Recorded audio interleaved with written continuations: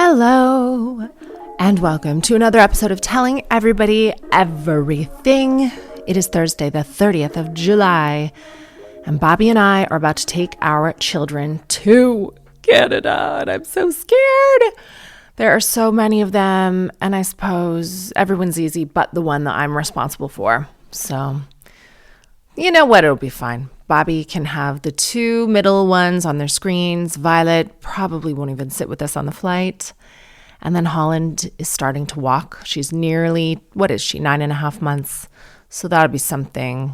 But there are adverts on this podcast for Airbnb. I love Airbnb. I've used them for a long time. So I hope this does not do anything to impact my relationship with them. Because I don't blame Airbnb. I specifically blame Sarnia for what I have experienced. So I've booked Airbnbs all over the world. Malibu, Los Angeles, Beverly Hills, Bel Air, New York. Where else? Muskoka. And we have booked an amazing Airbnb in Muskoka that has kind of a strange story, but it's so stunning and it's like just a dream come true. And we've done that before. And this is a new one, kind of closer to some shops and things. And we're going to bring Violet and her favorite cousin. And I'm just so excited. I hope that all goes to plan because the Airbnb in Sarnia has always been an issue. Sarnia has weird bylaws. I think there are certain towns that don't allow like third-party vacation homes, whatever you want to call it. There are some towns that don't like it. So Sarnia also doesn't have appropriate hotels for TV's Katherine Ryan. I'm sorry, they do not. Yes, I know the Drawbridge Inn was revamped and it's really cool now. And my dad really enjoys their gym. He FaceTimed me once from somewhere in the gym that I could see the swimming pool. It looks impressive, but I can't stay there with 4 kids. And I don't like that part of town anyway. So I have to get Airbnbs in Sarnia. Well, the last time we did that, we stayed in Point Edward, which is like a borough of Sarnia. It's hard to explain. It's such a small town. It's like amazing that we have boroughs, but we sort of have like towns that I would classify as Sarnia, but they're technically called something else. So Point Edward is really close, like 5 minutes from my dad and Bobby's family. And we had an Airbnb there. They allow Airbnbs, and it was fine. It was very modest. The trouble also is everybody knows everyone in Sarnia. So my dad knew the owner of this Airbnb. Fred was a baby. I was pregnant with Holland. Violet was maybe 13. Or I was pregnant with Fenna, sorry. And it was like the heat of the summer, the middle of the summer. And the neighbors chose to have this big blowout party all night long. All night long. I don't mean till midnight. I don't mean till 3 a.m. I mean, when I woke up in the morning with the children at 6, it was still going on.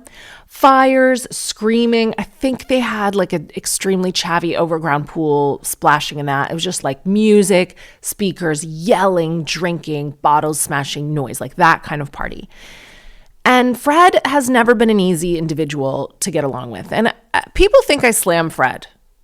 It's been in the news lately, like it's been dug up, I don't even know why, from an interview that was nearly a year old that I did with Davina McCall on her wonderful podcast, Begin Again, where I said Violet's my favorite. I've always said Violet's my favorite. Violet's my favorite. I'm very irreverent.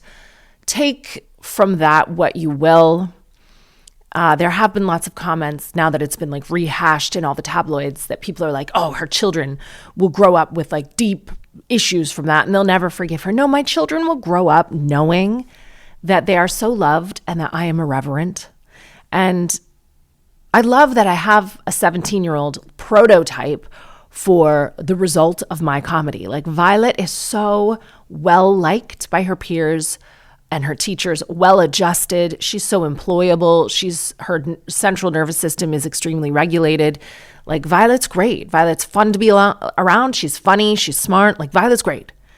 And I'm the same person though, older and wiser, and with a husband, raising these damn kids as the person who's raising Violet. And sometimes I joke around. But anyway, we love Fred. And as Fred gets older, I actually like him more and more personally because he's a lot more like me than he is like Bobby. And what is my dad's old saying?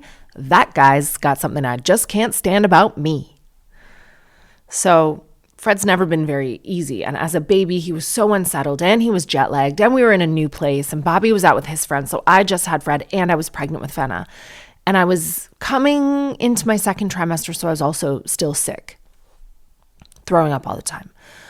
So I messaged the Airbnb host and I was like, hey, just to let you know, I have a 18-month-old and I'm pregnant and I have a young daughter as well. And the neighbors are being so loud. It's like gone after midnight now.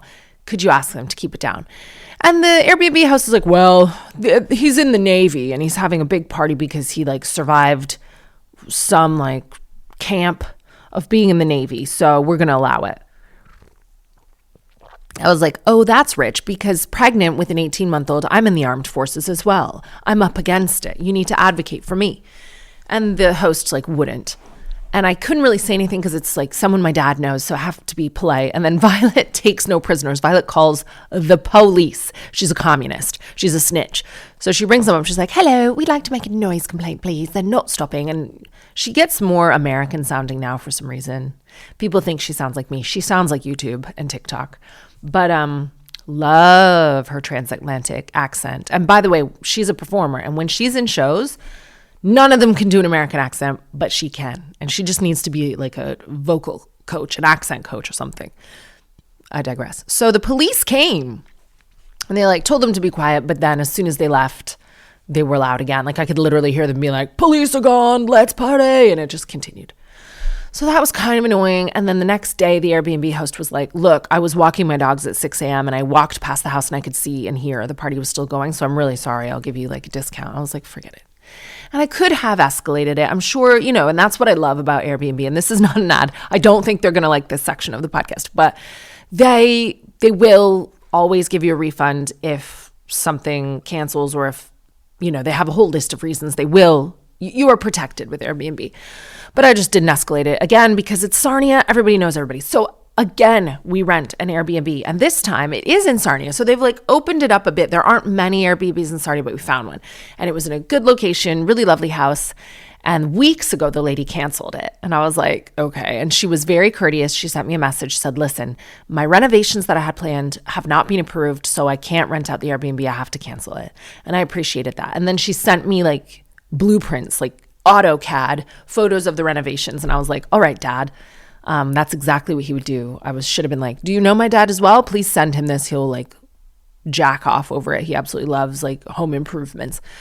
So that was fine. A little bit annoying. And then I found another Airbnb. So we've rented that one. And it was in a less desirable area, but it was still great, like really convenient, really nice Airbnb. We leave a week today. We have people coming to the house. Some of Bobby's friends are visiting London and we're letting all these guys stay at the house, which I'm anxious about as well because I have to lock up my belongings. I know what these boys are like. They're going to put on my gowns in the middle of the night and get in the pool. So we leave a week today and this Airbnb cancels at midnight last night with no courteous note. Just like, your Airbnb has been canceled. I was like, okay. And this could happen with hotels. Like there's force majeure with whatever. Flights can cancel, hotels presumably can cancel, but it's slim pickings in Sarnia. So I was like, So I sent this guy a note. I'm going to read. So I read my messages to the family and I was like, listen to this. Listen to how big of a bitch I'm being. And Violet was like, you sound like you're actually being super polite. Because I think I'm a bit British now. I'm like really nice. So I wrote, okay. Like that's what I messaged my host. Okay, which I feel is very passe.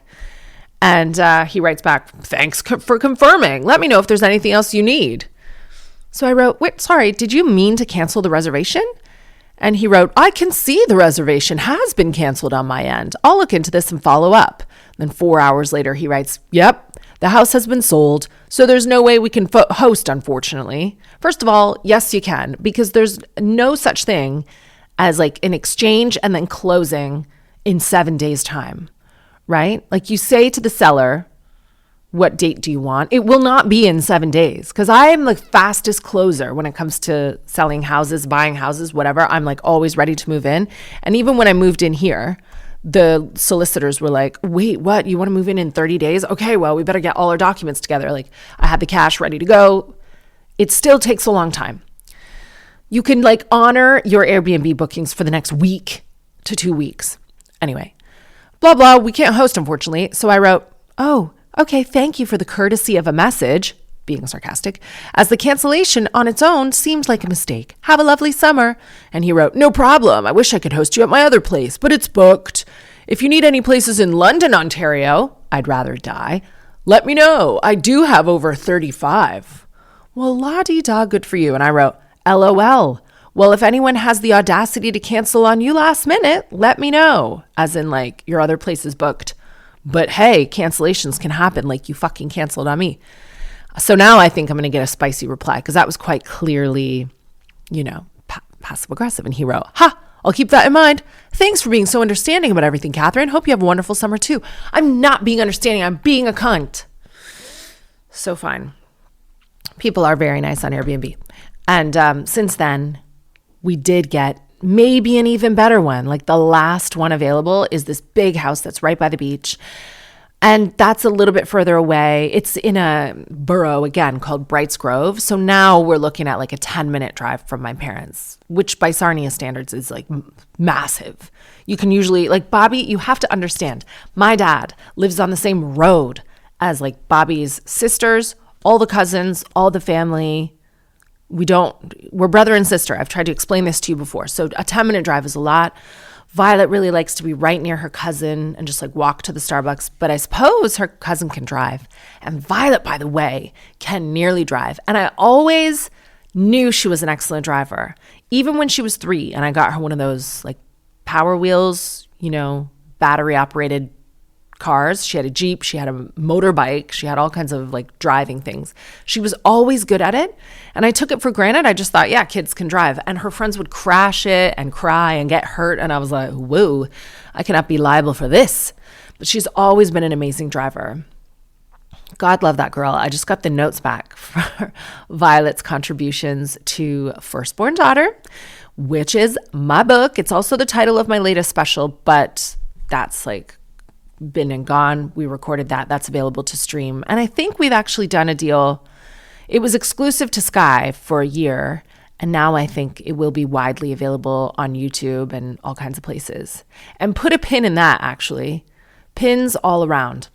Holly Willoughby has a brand new show on YouTube. It is called Together with Voy. And I think Voy is some type of weight management supplement. I'm not exactly sure, but I've seen something about that and I look forward to learning more. But anyway, I think I'm doing an ad for them too, but I'll figure out what it is. Anyway, it's called Together. And I love Holly Willoughby. Say what you want about Holly Willoughby. Like, yes, you have to be very sanitized for breakfast television, but I have known Holly Willoughby just a little bit behind the scenes. And I just think she's so cool and fun. I really have nothing bad to say about Holly Willoughby. Yes, maybe she jumped the queue to see the deceased queen with someone who turned out to be a bit of an alleged pedo. All right, who hasn't done that? Be honest with yourself. Who hasn't done that? And you know what else? I think in the like celeb world, especially when you're covering an event, you feel like a dick. Like it's happened to me too, where you show up somewhere and then a handler is like this way and you just follow because we're so used to like get in the car at this time, get in the makeup chair at that time, go on set at that time. We just follow instructions. Sometimes you don't know that you're being like jumped ahead or taken somewhere until it's already happened. You just follow what you're supposed to do. And also, I know Sir David Beckham queued, but that causes a disruption. You know, you can't have like people as famous sometimes as that just in a situation where there's meant to be order, because some people will start acting wild. So you have to get them out of there for other people's safety, for everyone's safety, because you don't want a Holly Willoughby stampede. The woman is hot.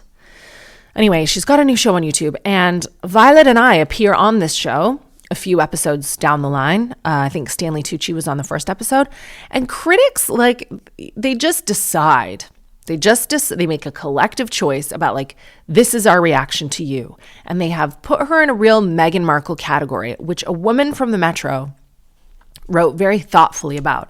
It's like, sorry, Meghan wasn't the first person to have, like, an at-home cooking chat show, and Holly Willoughby won't be the last. Like, why are you choosing to pit these women against each other and compare them?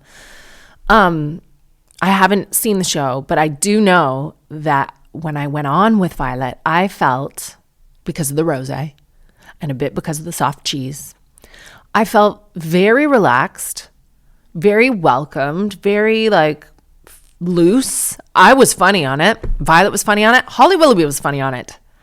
Okay. And I was also very comfortable. Like I shared photos from right after my facelift. I tried on a bunch of clothes. Like it was really fun. So all of these critics, and I can't access all of the reviews because they're behind paywalls, even though I am sure I have a Telegraph subscription. I think I have a few Telegraph subscriptions. And I think that when you like subscribe with Apple ID, I think it scrambles your email address. So then you don't even know how to log in. And I can't log back in. But I am sure that my little bank app pops up with like Telegraph, like $13.99 or something, $19.99. I don't know. I think I subscribe a few times. And they have been so evil about it. Even in the headline, they're like, meh, meh, meh, meh. Oh, and then I saw some excerpt that was like, and it's on YouTube. It's not even on TV. Well, guess what, bitch? Nobody watches TV.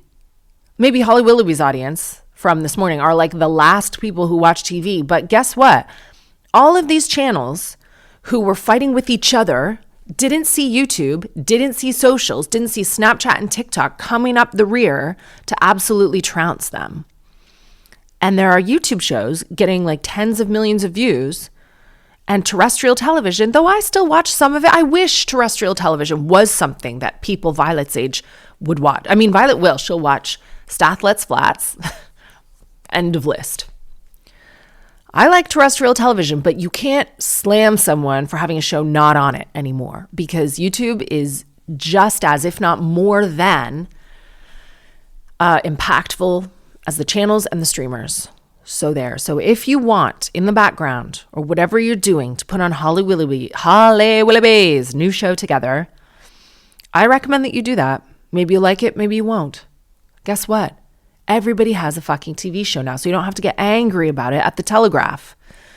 And I'll let you know when Violet's episode with me comes out. She's such a little star, such an angel girl, but she, yes, has a contribution in my book, Firstborn Daughter. And guys, I know I've promoted the book on here a few times. Yesterday, my book tour was announced, and they put a few dates, and I think they're adding more because I'm sure I got an email with way more dates than this, and it really makes me nervous because I don't want to do anything ever again but do this podcast and write books. Like, it has been the joy of my life writing this book, and I left a lot of it pretty late. I should have really finished it in April, May, but I was busy, and I've finished it at the end of June, and now I'm doing edits, and I love the edits. You get some notes back from your wonderful publishers and editors, and you're like, yeah, that does make sense. And then you go over it again and again, and you refine it with like a fine-tooth comb, and you add jokes, and you add things. Like, I really got to stop telling everybody everything, because there's so much juice in this book. There's so much psychoanalysis in this book. I just remembered I have a therapy appointment today with Pam.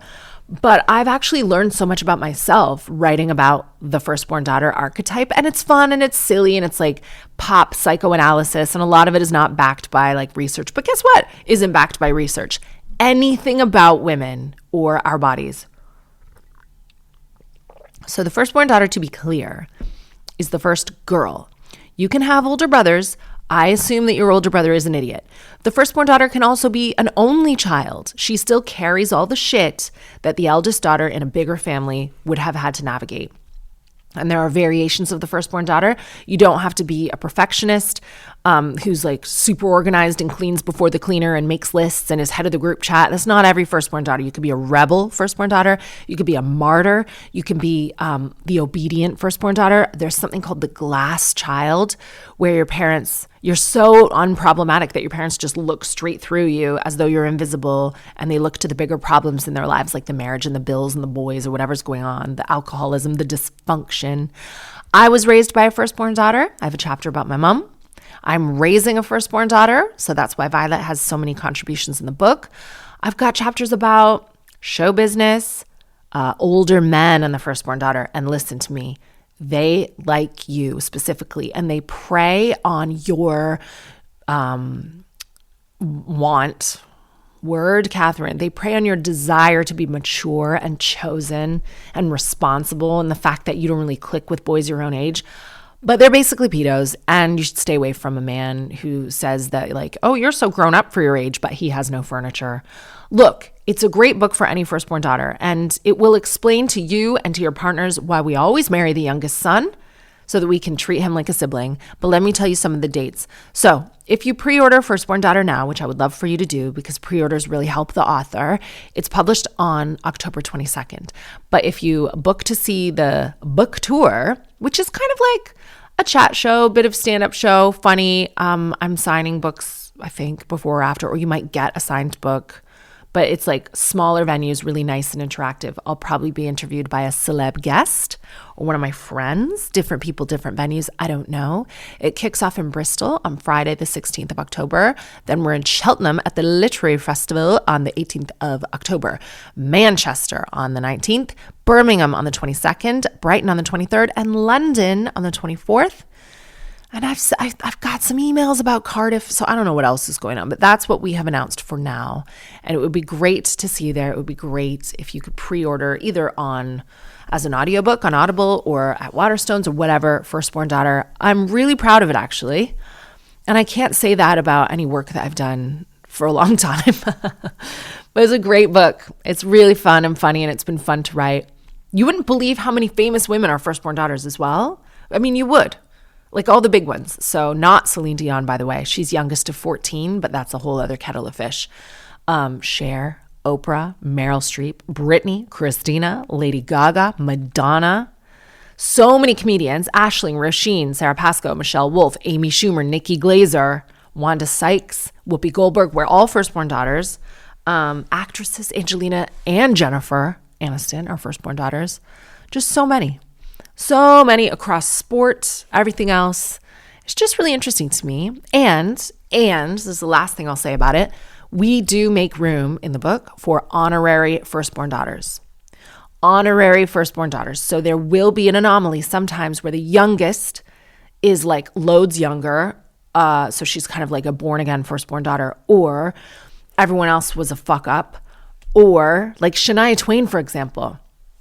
Such an interesting story. So if you don't know this about Shania Twain, and I assume that you do, because the crossover in the Venn diagram of Shania Twain lovers and Katherine Ryan lovers is 100%. Shania Twain's mother had like a string of horrible partners, Taylor's oldest time, and she was driving with Shania Twain's stepdad, and they got into an accident, and her mother was killed. I think obviously her stepdad was killed too. They were killed. And Shania was a very young teenager. She had an older sister, but her older sister was already out of the house raising her own children. Oh, and there's this whole theory about helper in the nest syndrome, and you'll read about it in the book. But anyway, this older sister was like gone. So Shania Twain had to devote her entire life to raising her own younger siblings. Can you imagine that? Like battling your own grief because your mother is suddenly dead, and now like you're the man of the house. So Shania Twain is like taking gigs, working just to put food on the table for her smaller brothers and sisters. And so she is an honorary firstborn daughter, and it fucking shows.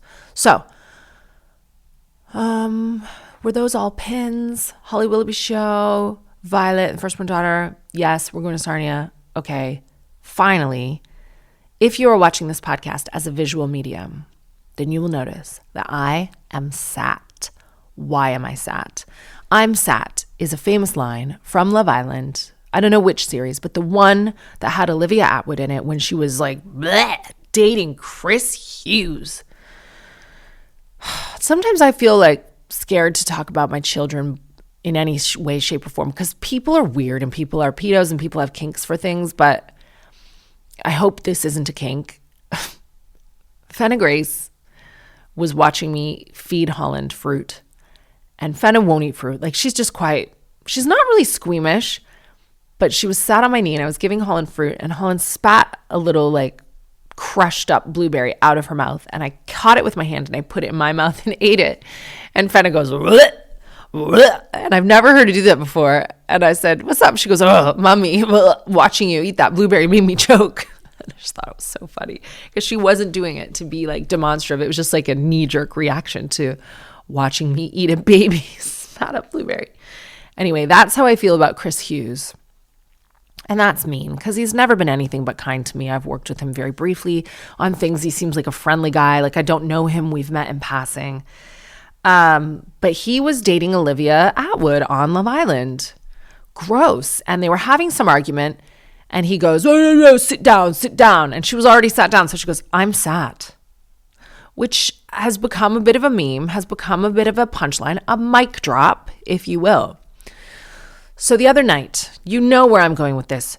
All of the women in the UK and many of the gays were sat because Olivia Attwood, who has been through like a quasi-divorce in the last year, a breakup with the man who a lot of us thought was her husband and we're glad was legally not because her assets are protected this way. Bradley Dack, don't know anything about him. Genuinely, I have never met him. I have never been like captivated by seeing him speak publicly. I don't care about sports. I don't even think he played high-level sports. I don't know anything about this man. I think they had a reality show together at one point. I don't remember whether he was on it or not. Like, that is how inconsequential he is to me. Olivia Attwood and I would say that we're friendly, though we're not friends. Like, a 43-year-old mother of 4 who goes to bed at 9 p.m. is not friends with Olivia Attwood because she's got too much glow, too much energy, too many things going on. Like, she's out, she's smoking, she's drinking Savanos, she's going to sleep late at night, but somehow she's early rising for a 5 a.m. workout. She really is unstoppable, and I love the like brand recognition she has curated. She is a business, man. And I really love it for her. And she just seems to be having the time of her life. And every once in a while, we work together on something or I'll be invited to a launch. And I really do like Olivia. I have no extra information, and I'm so grateful for that. A lot of people are like, message her, ask her what's going on. No, I am not someone who can have extra information because unless you explicitly tell me, Katherine, this is top secret, then I might think that I saw it on Instagram and it's public knowledge and I will say it out loud on this podcast. And that has happened once before where I said something out loud on this podcast that I thought everyone already knew. I thought it was in someone's stand-up, but no, that person, I just knew it from friends, but I didn't know it was a secret.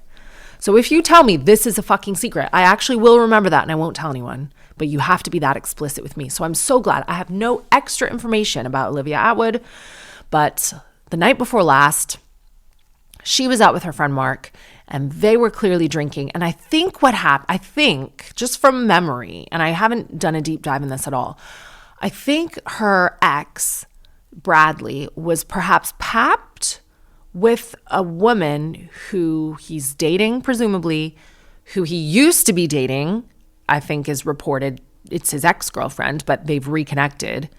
And the real victim here is her. I think her name is Wendy. I don't want to look it up. Oh no, it's Emily, isn't it? So whatever, Wendy, Emily, she's the real victim here. She is the real victim here because I don't know what went on. Was she his bit on the side while he was with Olivia? I don't know. Was she his previous girlfriend? I think that's what I've read. Are they back together now? That's what I've read. That's what is indicated by these papped photos. But I think Olivia posted like, well, at least I was never a side piece. Girlies, get ready for screenshots. And I think she was going to give some receipts to the effect that perhaps, from what I can imagine, Bradley had been seeing this girl and she was a side piece, I think. But I have no inside information to that. But that's what I think the whole nation was expecting. And then her management got to her and they were like, bah, do not, just be the bigger person. And then she didn't post any screenshots at all. And instead she did the right thing. She went shopping for Louboutins, hopefully, by the way, paid for by her management. Don't act like you're not rich because of her messiness. And because like we don't get a lot of event television anymore. On the subject of terrestrial TV, we're not all like sitting down for like, let's watch the Big Brother finale. Like it's not that culture anymore with the millions of people. But I'll tell you what is the culture is millions of women nationwide being sat for Olivia Attwood to share the screenshots. Like we have events on social media now and we didn't bathe our children. They were like covered in dinner. We did nothing. No one hoovered. No one put away the toys that evening. We were all zeroed in with our little tinnies of Savano, waiting for the screenshots to drop, and they did not drop. And that's for the best. It's for the best. But since her management got their way, buy her the Louboutins. Buy her the Louboutins. If you didn't do that, if you're not classy enough to do that, reimburse her for the Louboutins today, because she got herself some green mirrored mules that I had my eye on. But, you know, I think a shoe would be sad on my leg because I have such fat, like piggish blue legs. And Olivia Attwood has these beautiful, long, skinny tan legs, not to be a pervert. And then she went out dancing in Soho with Mark. So fine. So we didn't get the screenshots. But let's just take a minute. Whatever the fuck is going on, I think we can all assume that Bradley Dack probably suffers from a case of the wandering Mickey. Aisling B has a beautiful piece about the wandering Mickey in one of her old stand-up shows. It's a legacy piece. You could probably dig it out online if you are so inclined. The wandering Mickey. It's like a dick that just finds itself in places it shouldn't be. And you can excuse a man like, well, he's got a case of the wandering Mickey. And a man like that is never going to change. And so I understand. This young woman, she's probably a firstborn daughter. All right, go on then. I'm going to look her up a little bit. I shouldn't be doing this. I'm better off not knowing. All right, this is worse than I thought. So she is a very talented fashion stylist by the looks of things, but it's just a bit like, oh no, because I hoped that maybe she wouldn't have a public persona, but she does. And so she's like influencing online and stuff. She's always going to, you know what I mean? She's not going to be Olivia Attwood ever. So that, I don't know. So Emily and Bradley first met around 2015 when they initially dated before he was in a long-term relationship with reality TV star Olivia Attwood. Public reports do not specify the exact venue or mutual connection where they crossed paths. And so, yes, now apparently he's moved on with her. But like, look, yeah, the Sun exclusively revealed he's heading back to the flat with ex-girlfriend Emily. This can only go one way. Do you know what they say? Like, you lose him the way you got him. And I don't know if there was infidelity or whatever. I just feel sad for this. This is sad. All right, we'll move on from this.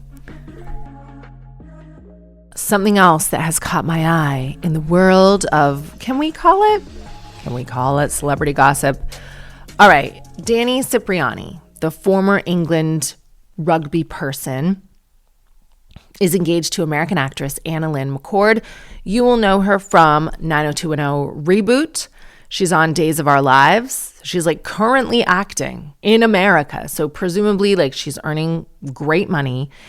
They have set up a honey fund wedding registry that has gone super viral. So Danny Cipriani, I don't know. I think he's of the wandering Mickey ilk, where perhaps he's grown up. I don't know how old he is now. I think he's a bit younger than I am, or around my age. And you know what? Not saying anything. They were not explicit messages, but we have crossed paths a few times, and I just get the sense that he had fun as a young lad and was looking to have even more fun anywhere he could. And we know him because he dated Kelly Brook. And then I think he dated Katie Price. Again, I won't look this up. This is from memory. Katie Price says that she walked in on him cheating with her. I'm not sure with who at the time, but I think the two must have overlapped because Katie Price said some horrible things about Kelly Brook, firstborn daughter. Although Kelly Brook had an older sister, but she was raised in a different household. So that makes Kelly Brook firstborn daughter by default. And Katie Price, obviously firstborn daughter. She called Kelly Brook a fat heifer, which I was like, that was my first time hearing the word heifer. And I looked it up and it means childless cow. So that was extra mean, Katie Price. But it was a different time. We could be mean. Like 2010, that was kind of year of the mean. And we were mean online and we were mean on reality TV and magazines were mean. And I was mean and I'm happy that we're nice now. But Danny Cipriani, my favorite fun fact about him is about the time he got hit. He was like drinking and walking in the street. He got hit by a bus and the bus was damaged. Like he was fine. And if you see a picture of that bus, just take a little tea break now in your afternoon and you Google that bus. You see the photo of it. It looks like it smashed into a brick wall. It smashed into Danny Cipriani. So we can see why the ladies can't help themselves. So he's been in this relationship for about a decade with Anna Lynn McCord. And the public reaction to this honey fund, whatever, has been wild because they asked for like £100 toward their marriage license. And when I first saw this, they asked for like £10. Like, you can make a one-off contribution of £10. You can make a £500 contribution times 2 for the rehearsal dinner. And people were like, well, who do you think you are? Their combined net worth online says $8 million. Like, why are you asking for us to pay for like your actual wedding? But I'm actually going to stick up for them because I think the controversy is that they are not asking us. Perhaps they are, but I don't think that they are asking us, the general public, to contribute £10 and £100 and pay for their wedding. Because at first when I thought that, I was like, what? If you need cash, get an OnlyFans and go fuck online like everyone else. Like, hey, earn an honest living. But I think this is for their guests exclusively, and somebody leaked it. Let me find out. Is Honey Fund meant to be for wedding guests, or is it a public fundraising site? Or both? And this is the other thing I'll say, is that this is so gauche if it's public, and it's very Sarnia, Ontario. So I'm not sure who else does this. Don't get any ideas, Britain, because it is so fucking tacky. We do something in my town, we've always done it, called a stag and doe, or like a buck and doe. And this is sickening. So in addition to having like a bridal shower and a stag do and whatever else you do, a hen do and da-da-da-da, there is a fundraiser, usually at like a disgusting local legion, where you make your bridal party and your groomsmen and your friends put on little aprons and like sell raffle tickets and fundraise. You sell drinks, you sell raffle tickets, you play games, and anyone from the town can come, and you basically use it as a fundraiser to pay for your own wedding. And that is sickening, because guess what we have to remember? Not everyone needs a wedding. Not everyone has to have a wedding. If you can't afford a wedding, don't have a wedding. And guess who can't afford a wedding? Anyone. No one in this economy can afford a wedding. I didn't even have a wedding, and I'm a rich person. Put that money toward your future children's education. Put it toward a car. Put it toward a house. Put it together, a trip. Like, have a nice baby moon together or something before you destroy your lives by having children. I don't know, but nobody needs to have a party that costs that much money. If you want to have it and you've got money to burn, go ahead. But I promise you, man, some people really do like having a wedding. Well, if you set it up correctly and you invite people who are also not tacky, presumably you will make your money back in gifts.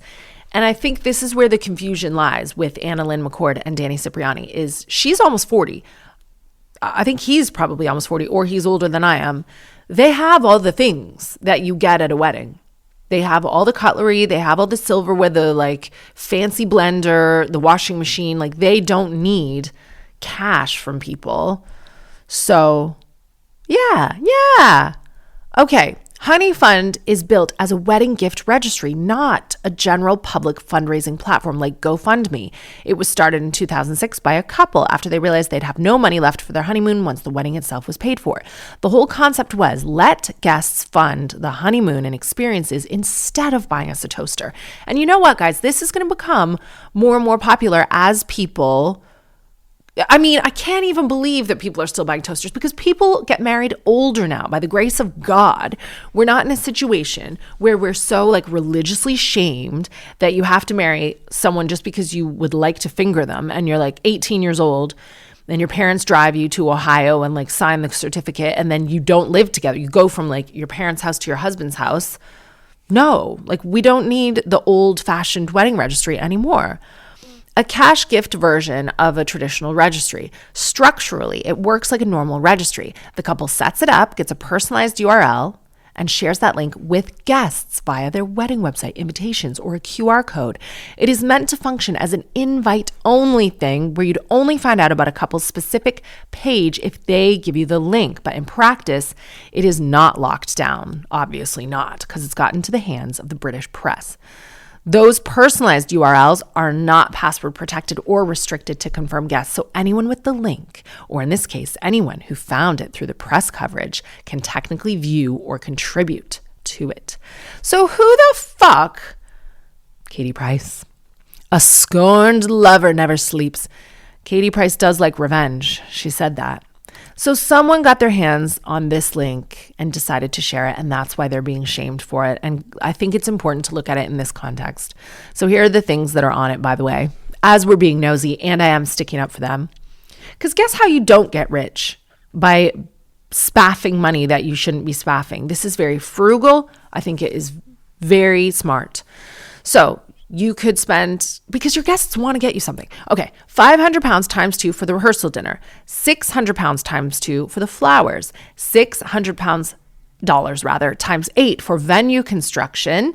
And they asked for the cake, music, catering, and photography, totaling over $14,000 in specific items, or guests could just chip in a flexible minimum $10.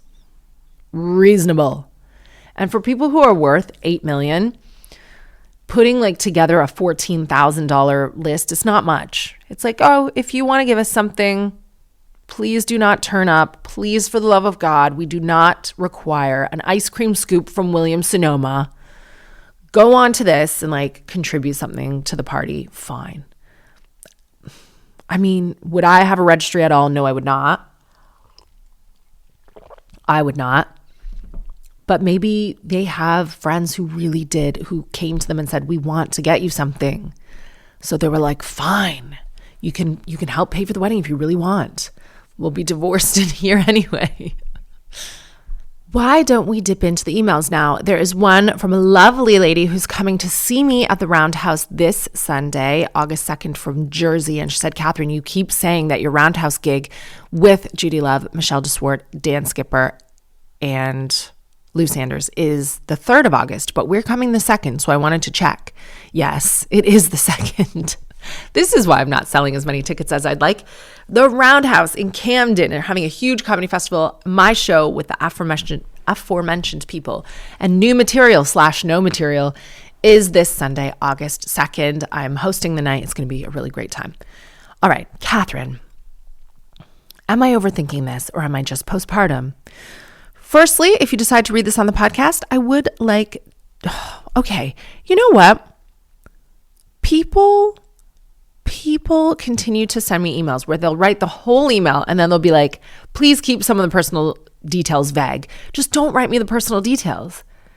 Because I did one last week that I just had to delete because at the very end, after I'd given all my advice, it was like, oh, delete all these personal details. It's like, you need to delete the personal details while you write it to me. Like, write it out, just write what's in your heart, and then go back and just like take stuff out. Okay, I'll do my best. Yeah. She opens with like, hey, I'm 28, originally from Spain. Like, stop giving me the details. Okay, I moved to Canada after meeting my husband. We now have 2 incredible sons. They're very little, and I genuinely love being a stay-at-home mom. They are my whole world.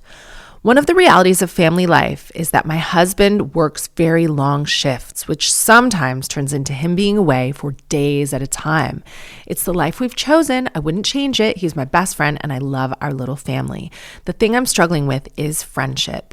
I've always been pretty self-sufficient. I am a firstborn daughter. I'm independent. I'm generally happy in my own company. Since becoming a mom in a new country, though, my social circle is naturally much smaller. My sister-in-law has been incredible. She's really welcomed me into her life, invited me to dinners, gals' nights, and outings with her friends. It's been such a gift because those friendships don't come easily when you're starting over somewhere new. But lately, I've started feeling as though something has shifted. Nothing dramatic has happened, but I do feel the invitations have become less frequent. Or maybe she's just less interested in socializing outside of our regular family and friends meetups. The logical part of my brain knows that people get busy. She's allowed to have her own friendships or her own plans. And honestly, she doesn't owe me anything. But another part suddenly feels like I'm 15 again, wondering if I've done something wrong, feeling left out and overthinking everything, people pleasing and checking whether I'm somehow not enough. Well, hang on, postpartum. Let's see how old the youngest baby is. A detail that I glazed over for your privacy. Oh, God. Okay. So, yeah. My question is, can I even trust those feelings because my youngest is XX old? You guys have no idea. I can't say how old the youngest is. It's like a very new baby. Am I just hormonal? Is my anxiety lying to me? Are we not even going to talk about the fact that your husband's 100% cheating on you? No, he's your best friend. He's away at work for days at a time. Yeah, we get that. Look, I'm not going to read the rest of the email because I'm worried about like accidentally stumbling upon a detail, and what you're going through is very universal. So like, yes, yes, and yes. Yes, you are postpartum, and what happens specifically, I think, is you kind of have like a period of almost, it's not menopause at all, but I'm just going to paraphrase it as menopause. So like in your pregnancy, and you've been pregnant in quick succession 2 times with these boys, you have all this estrogen and all this progesterone and these like lovely, lovely, lovely hormones. And then the baby is born and they crash. And when you are breastfeeding, what's the lactation hormone? Guys, you're shouting it at me. Anyway, for that hormone to rise, your estrogen is like low, low, low, low, low. What is the fucking milk hormone? Anyway, it's high. Estrogen's low. So you're in a weird phase anyway. But then after you stop breastfeeding as well, which you haven't mentioned breastfeeding here at all, but I'm weaning Holland off. I got 2 breast pumps yesterday just full of blood. And for those of you who are squeamish, like we've had bloody nipples before. This was the fullest of like real blood that I have ever seen, because my nipples are just like retreating. They're like, no, we're not doing this anymore. So it was not just strawberry milk. It was like fucking disgusting. Anyway, I think I'm done. I think I'm very done. And then I won't have to lug like huge, massive tits and all their associated equipment around Canada. But back to you. I'm finding my hormones are doing a funny thing as I stop breastfeeding. It's like everything's rock bottom. And I am so mentally strong. You do feel a bit vulnerable, a bit anxious, a bit questioning, a bit like I've almost felt moody, like I'm getting my period or something. I felt quite like, So yeah, whatever's going on with you mentally is going to be heightened postpartum. And you have such a young baby. And I wish you hadn't asked me to keep the details out, because when I saw how young that baby was, and you've got like an older baby, you've got 2 babies, like a lot of people at your point throughout history and literature walk into the lake, stick their head in an oven. You know what I mean? You are not in a position for your husband to be away. And I was joking about him cheating on you, though. Just I'd watch that if he keeps working away for days at a time for a number of years. But you're not in a position to be left alone in a new country with these babies. And you're like, oh, he loves me. He's my best friend. Okay, well, let's put his money where his mouth is. You speak to this best friend and you go, I know that your sister's got her own life and I know whatever, but I'm struggling. And you have to articulate it like that. And as a firstborn daughter, you don't want to tell people you're struggling. I get that. You're very self-sufficient and you got it and you're grateful and you're happy and you don't want him to worry about you. But tell someone you're struggling before you're really, really struggling. And I'm sure where you live, there are loads of mom groups, and maybe you don't want to be friends with those people, but you really, for your children, for yourself, for your marriage, you cannot turn into the martyr version of the firstborn daughter. You cannot just watch yourself slip away and become a shell of yourself. And then your husband, who's working days away anyway, is like, do you know what? She brings nothing to the table. Yeah, she's looking after my kids, but I'm a sociopath because I'm a man and I don't really care that she's sacrificed all that for me. And I just met someone who's more interesting. You don't want that. So you do need to look after yourself. And if your husband is your best friend, as he says he is, he will have a chat with his sister and he will go, hey sis, you've been so great with my wife and you've been taking her out to all these things. But I've noticed, and he doesn't even have to say that you've mentioned her, I've noticed she seems a bit more isolated lately as she comes out of this postpartum adrenaline that we all get as the baby starts to get a bit older. I would really appreciate an extra, set of eyes on her. Will you check in on her? Would you invite her out to something? And also, if your husband is earning all this money and working away, if he's doing all these long shifts, presumably he can afford to hire you a nanny.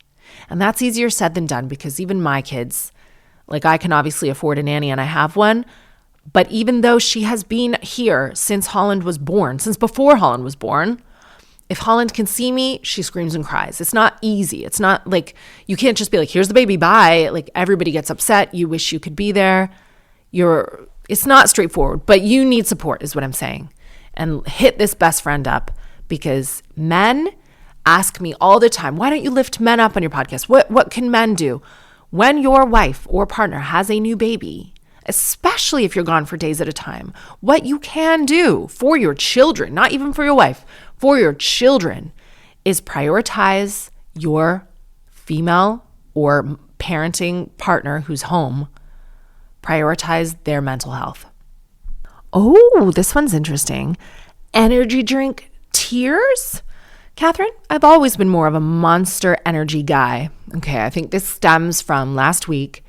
I was having a cheeky Red Bull because they've got me in a chokehold with the purple one, the sugarless grapefruit. Ooh.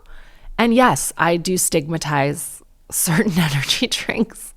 And there goes my Monster sponsorship in the future. But I do think that seems like a massive and chavvy one. Okay. Katherine, I've always been more of a Monster Energy guy. Actually, my parents are 70 and knock down like 1 or 2 monsters a day because we're white trash. You said it, not me. No hate on Red Bull. I drink them if free or I wanted to change, but I just went for Monster. A slight breach of etiquette at work for a year or so. I even bought Bang from the vending machine a couple times a week. And a little Hackers movie nostalgia, I'd buy a Jolt Cola once in a blue moon. But on your show, you were very dismissive of Monster as if it was something everyone knew. And I love hate and hyperbole and hot takes regardless of my views, which is probably why I like you so much. Thank you. It's the irreverence. So now I'm genuinely and objectively curious about how Queen Katherine Ryan and her UK rank various energy drinks and why Monster is viewed as substandard. I've always enjoyed classic Green M, the original, and Blue M, low carb, is great. Low carb? The fuck are you talking about, Monster? And just say low sugar, Liz. Like, what carb do you think is in Monster Energy drink? Yeast? Rice? Okay. And great at only 20 calories for a 16-ounce can. Yeah, there's aspartame in that. Not that like there isn't in my grapefruit Red Bull. And now all the ultra flavors, juiced, Java, etc. So good. Maybe it's because of sponsorship of supercross or motocross racing. I want you to listen to yourself. Monster Energy drink sponsors what? Motocross racing? You described your 70-year-old parents earlier as what? White trash? That says a lot to you about the Monster tier. Who are they targeting? And other sports that I see Monster as Red Bull tier, but better due to their wider product variety and better flavor. Do I get to be in a pointless energy drink beef with Katherine Ryan? One where we both win and there are no consequences? Red Bull sucks, Katherine said with much snark and condescension. Anyways, if you see it as being worth talking about on the show, then let people know how they rank, at least what it is about Monster that you downgrade it. Hugs and kisses. This is fun. Please send me an email telling everybody everything at gmail.com, letting me know what caffeinated beverages, including but not limited to tea and coffee, that you find acceptable, and specifically which Monster or which energy drinks. Okay. What energy drinks are available in the UK? Oh, just asking a producer. So let me tell you while I'm searching this. I think that they're all bad for you. Okay? And I went to this lady called Chrissy Williamson. She has a company in America. She's a doctor and she talks a lot about inflammation. Well, I'm really minimizing what she does here. But when I was having miscarriages, I spoke to her about diet and what I could do to influence my autoimmune response. And then I did a DNA test, which came back with all this information, which I've actually just used Gemini. This is not an ad for Gemini, but one of the useful ways you can have it. I put this big, long, very complicated DNA thing because some food is fine for some people and some food's fine for other people. Like Bobby really likes eating red meat. Well, Bobby's DNA profile might mean that he can digest that like better than other people. So my DNA profile broadly, I could maybe find it now.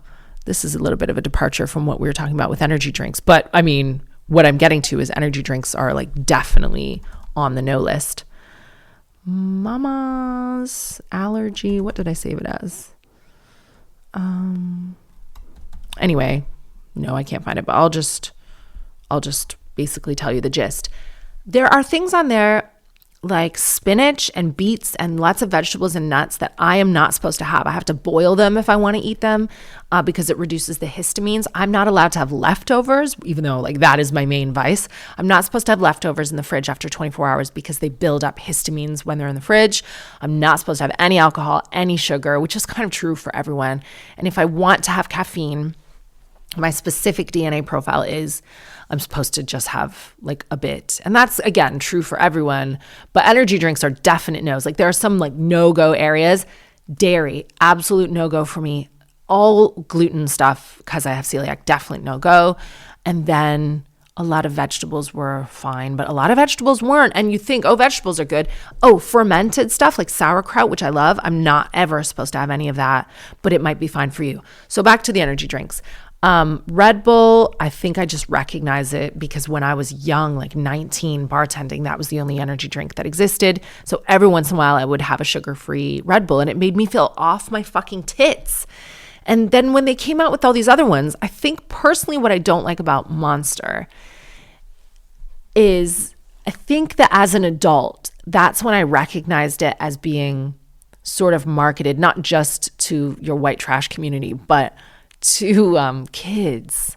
Like I would start seeing teenagers, like young teenagers drinking them and the colors and the flavors. And that all seemed very like infantile to me. Like they were trying to court, kind of like vape shops and energy drinks. I put it all in one toxic category where, you know, if a grown-up decides to have a little caffeine once in a while, I think that's fine. If a grown-up man in a fucking suit on his lunch break wants to pop a raspberry frizz outside, like I think he looks stupid, like, but fine. You know, adults can have their vices, but when they really start targeting teens, I just don't like it.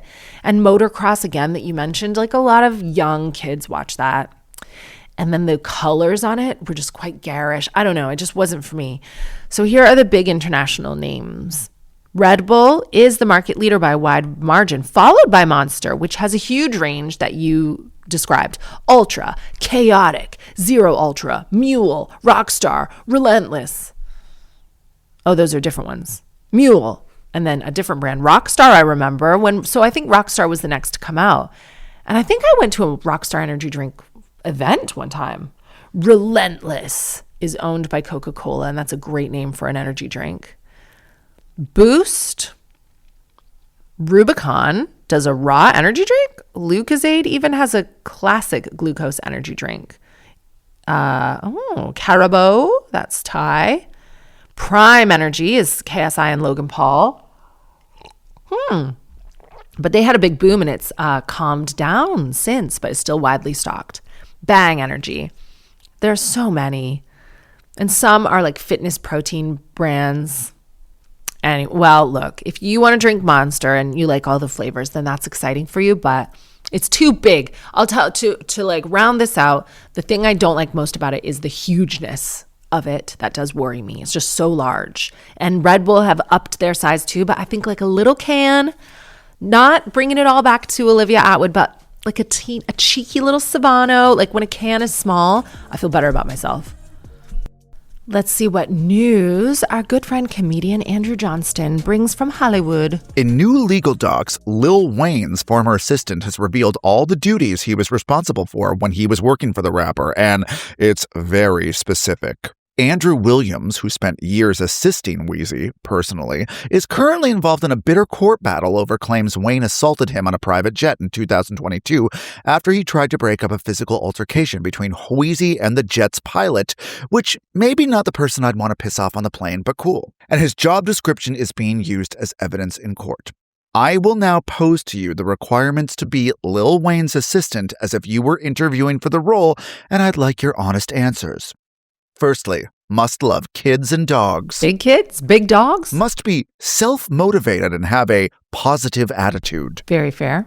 Must keep up with fast-paced lifestyle without engaging personally, whatever that means. That means come to the club, be around for the drinks and the drugs and the ladies, but don't have fun on your own. Like, stay in your lane. That's what that means. Must be strong enough to carry a bag and have, quote, pleasant personal hygiene. As a terrible employer, because I'm not specific enough, and I would never write this, I think it's a really smart thing to write. Like, guess what? You're going to be carrying the bags. And if you stink around me, you're going to ruin the day. Must be available 24/7 and have phone charged at all times. If you're willing to pay a premium for this, then that's really fair. There are certain vocations where you have to be available and have your phone charged 24/7. Midwife, mother. And I would just be like, yeah, fine, but what is the salary? Must wake Wayne up on time. Again, I appreciate the clarity of putting this in the job description. Like, being a PA can be rough ass work, but what can make it worse is if you don't know what you're getting into and you read all this and you go, okay, I'm like a grandma. I have to look after the dogs, but I also have to be a bag bitch. I have to be available all the time and wake this guy up because he's going to be hungover. But I can't be. I could be at the club, but I can't be hungover because I'm waking him up 24/7 with my phone charged. And this is key. Must be able to roll joints and have pre-rolls ready at all times. And this, unfortunately, is where I'm out. I am not this much of a generalist, but I really respect anyone who is. And I think that this is all very fair. What's not fair is assaulting the candidate for this role because they were trying to break up a plane between you and a jet pilot. Like, that's fucking crazy. But everything up and until this, I think is quite standard, actually, for a music mogul's assistant in Hollywood. And I don't even know why it was included as evidence. I think it's all fair.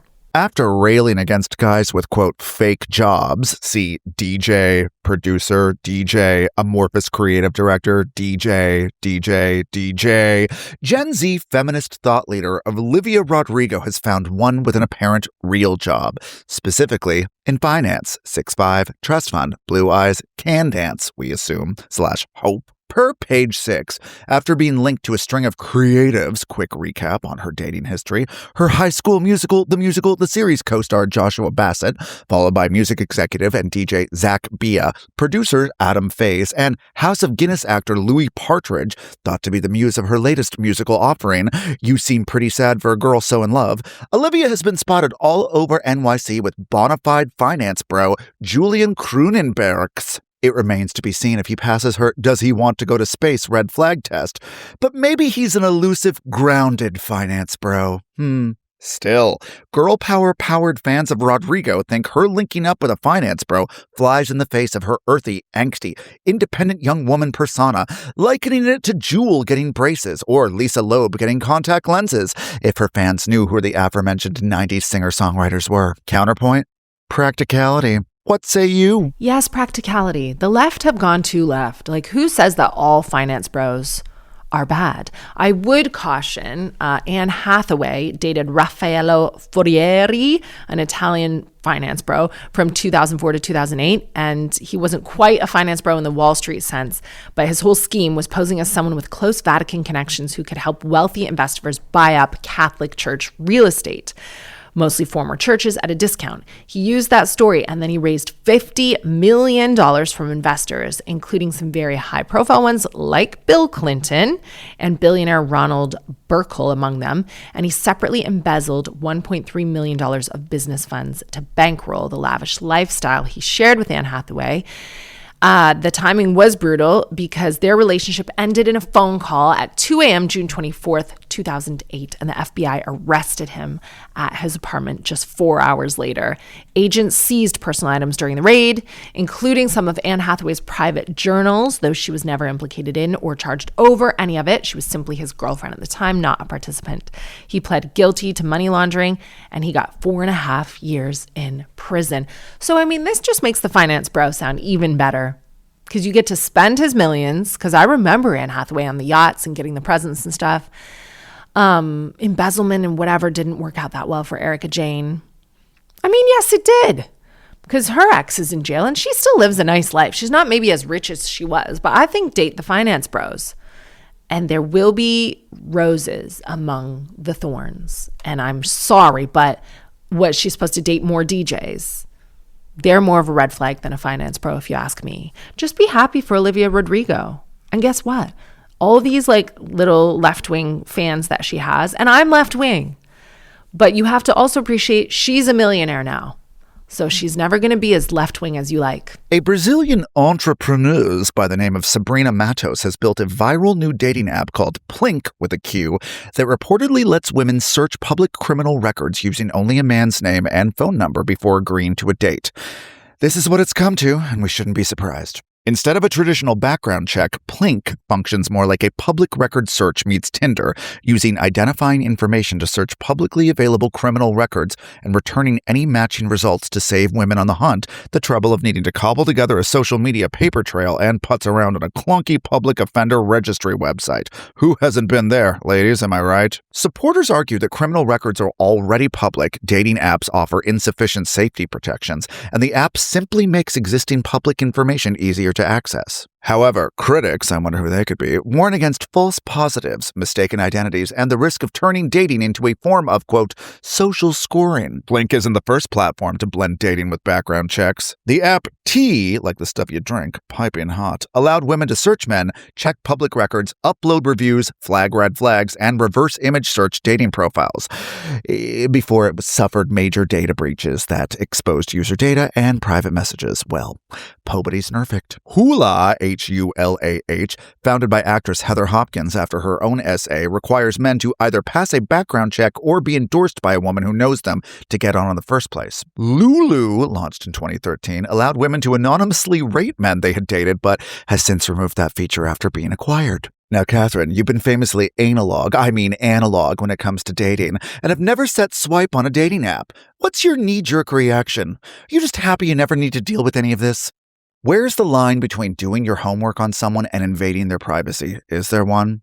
It's criminal records today, but what's next? Credit scores? Political donations? Are we all just going to have personal review pages in the future? Yes, we are. It's going very Black Mirror, and I like it. I think if you are going to, and this is what we need to remember when we're being entered, is if somebody wants to be that intimate with you, enter your life, enter your body, I think there should be lots of information available about them, at least criminal records. Yeah, maybe it will be credit scores later, but guess what else you need to know about your husband?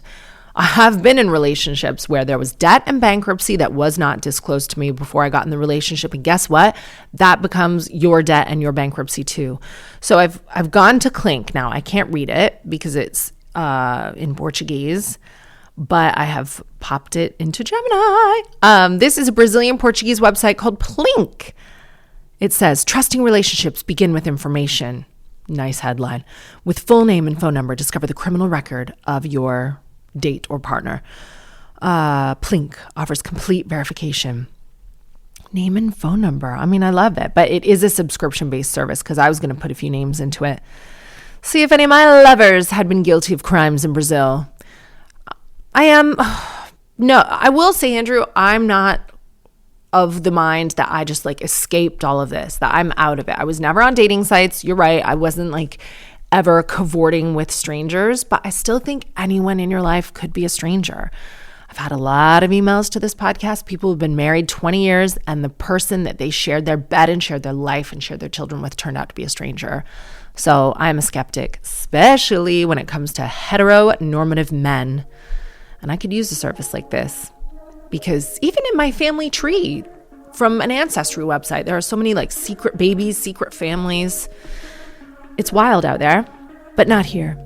Telling everybody everything. Thank you so much for listening. Please look after each other. Again, I have a stand-up show Sunday the 2nd at the Roundhouse in London with a bunch of my friends. Please pre-order Firstborn Daughter. I'm doing a Firstborn Daughter book tour in October, but pre-ordering now really makes the publishers feel at ease. You get more books in the bookstore that way. It really helps the author. Thank you for listening, and thank you to Andrew Johnston, who you can follow in real life if you want to go to Los Angeles, or on Instagram at Mandrew Bronston. See you next time.